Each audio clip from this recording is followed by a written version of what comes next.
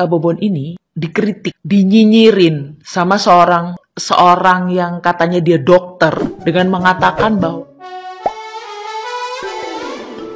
Hola netizen yang tercinta, Bobon Santoso menjadi pusat perhatian publik setelah menerima kritik pedas atas kontennya bagi-bagi makanan di Papua. Menanggapi hal tersebut, Bobon memberikan balasan menohok terhadap kritik pedas yang diterimanya. Dalam kontennya, Bobon Santoso membagikan makanan di daerah pedalaman Papua. Namun, seorang Master Global Health bernama Rodri Tanoto memberikan kritik pedas pada konten Bobon hingga menimbulkan kontroversi. Rodri Tanoto menilai konten Bobon sebagai sesuatu yang menjijikan. Sebelumnya, konten Bobon dianggap menjijikan karena seperti menempatkan dirinya sebagai juru selamat dan para penerima bantuan sebagai figuran. Bahkan menurut Rodri juga menilai bahwa makanan yang dibagi-bagikan tidak bergizi. Konten seperti ini menjijikan. Pembingkaiannya menempatkan si penyumbang sebagai juru selamat dan para penerima bantuan sebagai figuran. Pangan ultra proses seperti susu berperisa dan wafer juga penganan kosong. Tidak ada fungsi gizi, malah berbahaya dikonsumsi berlebihan. Ya, begitulah tulis Rodri Tanoto.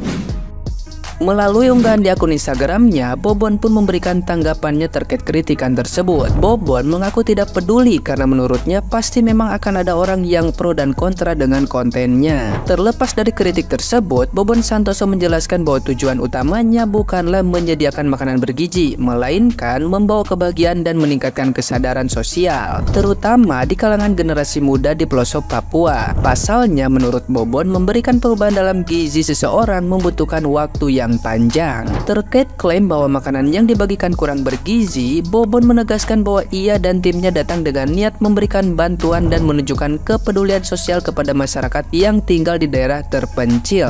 Bobon juga mengajukan pertanyaan terkait empati dan nasionalisme Rodri Tanoto yang dinilai rendah. Ia meragukan rasa nasionalisme hingga rasa kemanusiaan Tanoto. Sebagai respon terhadap klaim bahwa kontennya hanya untuk kepentingan bisnis, Bobon pun merincikan rincian biaya dan menegaskan bahwa ia menggunakan dana pribadinya untuk mendukung kegiatan sosial di daerah tersebut. Dengan begitu, ia berusaha membantah anggapan bahwa tujuannya hanya untuk keuntungan pribadi. Nah, gimana nih menurut netizen yang terhormat? Silahkan berkomentar ya. Bobon Santoso dicibir saat ngonten bagi-bagi makanan di Papua, dinilai menjijikan. Ono maneh. Sekarang pertanyaannya gini, kalian bisa nggak seperti dia? Bisa nggak seperti Bobon berangkat ke Papua bagi-bagi makanan? Bisa nggak? Cuman ngomong, cuman ngoceh, siapa yang nggak bisa coba? Ya, kalian tuh hanya bisanya cuman ngomong. Ya, yang mulut-mulutnya yang busuk gitu. Untuk Bobon Santoso, lanjutkan bang, lanjutkan. Karena kenapa? Bagi-bagi kebaikan itu tidak usah mendengarkan kata-kata orang, karena orang tuh hanya bisa menilai, tapi belum tentu bisa melakukan kebaikan yang sampean lakukan. Ya, jangankan sampean, Prabowo aja yang bikin makan gratis sama susu gratis buat anak-anak itu aja dicibir. Ya, memang orang-orang sudah banyak yang nggak waras, nggak jelas. Orang melakukan kebaikan masih saja dikritik.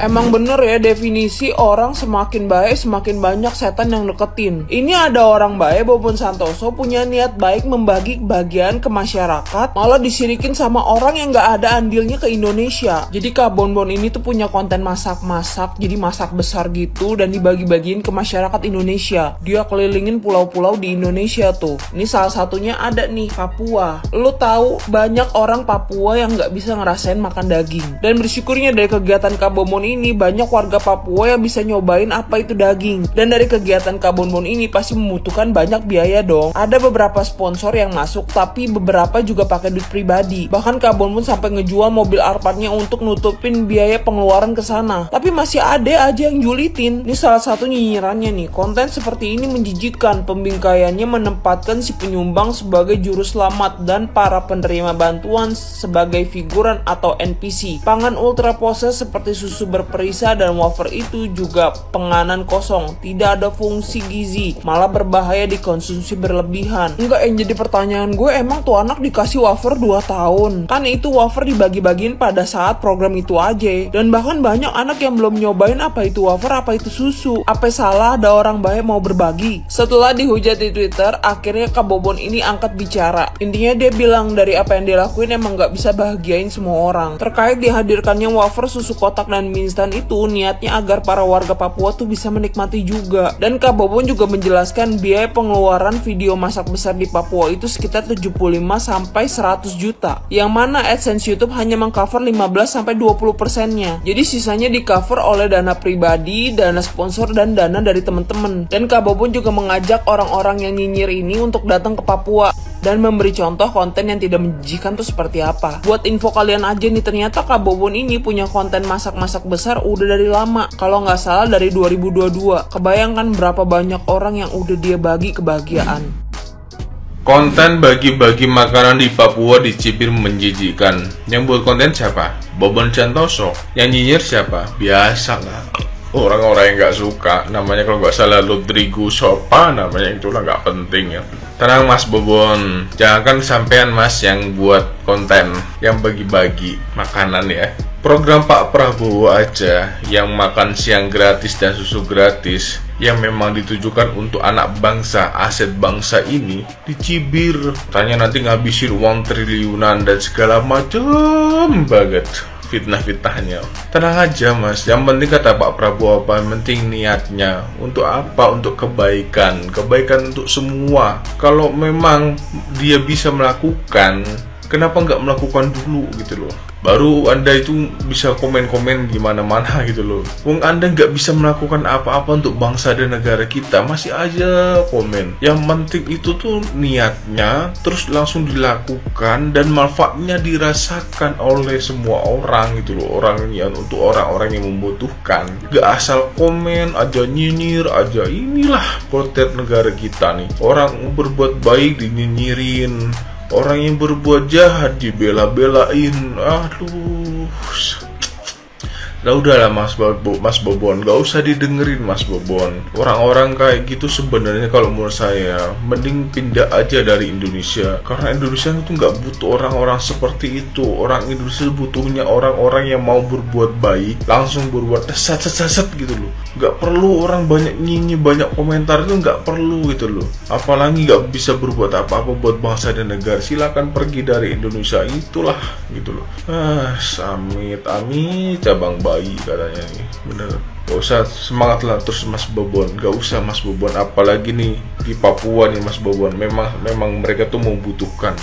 Kita harus tunjukkan kepada mereka bahwa mereka itu adalah bagian dari NKRI. Mereka tidak pernah kita anak tirikan. Mereka adalah saudari kita. Kita harus bantu mereka. Bukan hanya di Jawa aja yang kita bangun. Mereka juga harus bisa merdeka Mas Bobon. Terus Mas Bobon, semangat Mas Bobon. Dan lucunya adalah Kak Bobon ini dikritik, dinyinyirin sama seorang yang katanya dia dokter, dengan mengatakan bahwasannya beliau masak-masak di Papua itu tidak ada fungsi dan tidak ada gizi. Lebih nggak ada fungsi elu. Jadi dokter cuma bisa nyinyir doang. Bantu kagak. Dari Bang Bobon ini gue sangat banyak belajar dari Bang Bobon. Dan gue proud banget sama Bang Bobon. Thank you banget, thank you. Gue sumpah demi Allah, kalau gue jadi orang kaya, bergelimangan harta, gue bakal bantu banyak orang. Tapi alhamdulillah ada Bang Bobon yang bisa mereinkarnasi lah, bahasanya lah ya, dirinya sendiri menjadi yang lebih baik.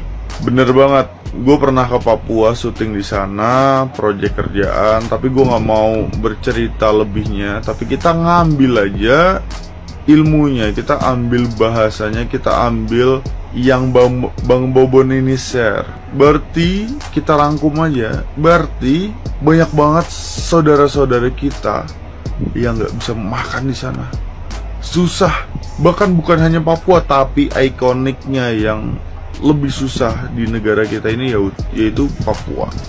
Kemarin gue sempet dengar kalau satu orang aja menyisakan makanannya 1 butir nasi sekali makan, dan dikali 277 juta, dan dikali 3 kali sehari makan, dan dikali sebulan, itu bisa menghasilkan berapa ribu ton kalau nggak salah.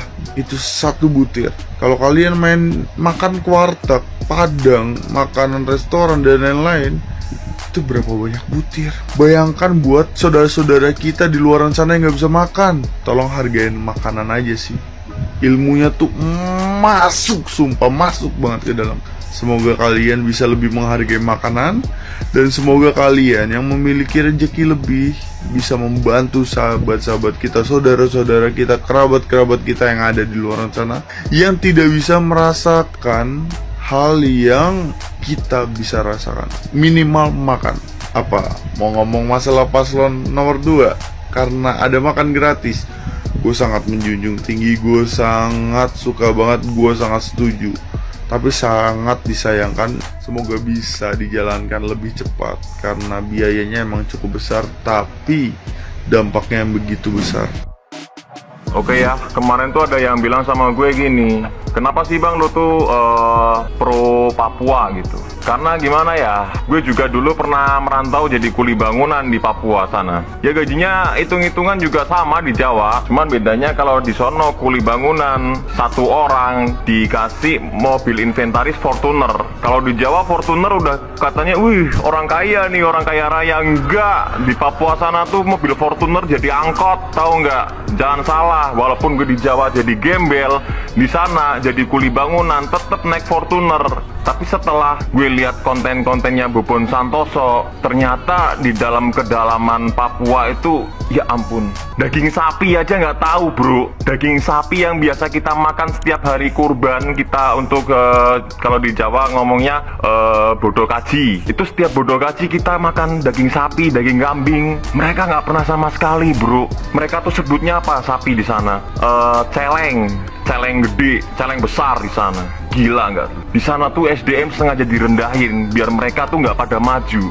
Padahal mereka itu berdiri di atas emas, tapi berjalan tanpa alas. Bener. Maka dari itu gue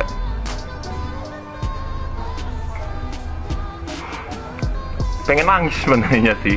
Yang lebih susah dari gue tuh ada ternyata ya. Selama ini gue tuh ngeluh, kok hidup gue gini-gini aja ya, nggak kayak orang lain, anak-anak muda bisa naik Alphard, sedangkan gue kok gini-gini aja. Ternyata setelah lihat dari konten-kontennya Mas Bobon Santoso, sangat luar biasa sekali Mas Bobon.